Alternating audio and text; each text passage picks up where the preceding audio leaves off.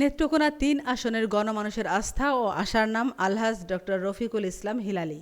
ছাত্র রাজনীতি থেকে শুরু করে জাতীয় পর্যায়ে ৪ দশকের বেশি সময় ধরে বিএনপির রাজনীতিতে তিনি ছিলেন অবিচল, সাহসী এবং আপসহীন।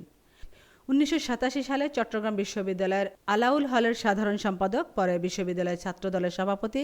সেখান থেকে শুরু তার রাজপথের সংগ্রাম।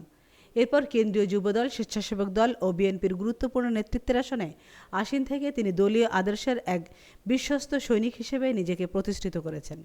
২০০৮ ও ২০১৮ সালের ধানের শীষ প্রতীক নিয়ে সংসদ নির্বাচনে অংশগ্রহণ করে বিপুল জনসমর্থনের মাধ্যমে প্রমাণ করেছেন দলীয় দ্বন্দ্ব নয়, জনগণের ভালোবাসায় হিলালীর মূল শক্তি।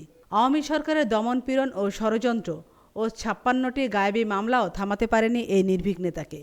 হামলা, ভাঙচুর, হুলিয়া সবকিছুর পরও তিনি মাঠে ছিলেন।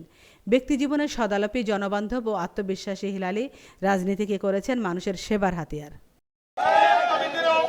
আপনাদের কাছে অনুরোধ থাকবে, বসন্তকালে কুকু ডাকে যখন কোকিল আসবে, তাদের ডাকে সাড়া না দিয়ে যারা অন্যায়ের বিরুদ্ধে, দুর্যোগের বিরুদ্ধে আপনাদের পাশে ছিল, আগামী দিনও আপনারা তাদের পাশেই থাকবেন আপনাদের কাছে রাখছি।